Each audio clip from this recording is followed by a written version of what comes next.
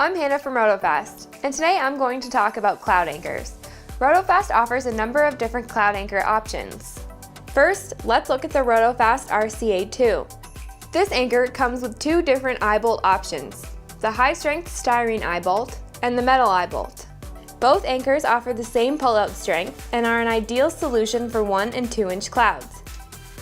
For larger 2-inch clouds, a 4x8 or 4x10 for example, or a thicker 4-inch panel, RotoFast recommends using the RCA2PE extended cloud anchor. This cloud anchor penetrates deeper into the panel core material and provides added pull-out strength for larger and heavier panels. All three anchors feature the patented RotoFast spiral and are inserted into the panel in the same way.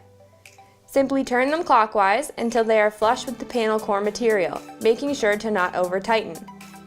The number and placement of anchors will depend on the size and density of your panel and the installation conditions of your project.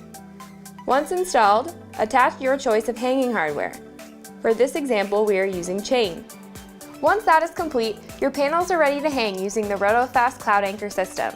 Check the RotoFast website for more videos and tips on our products. Thanks for watching!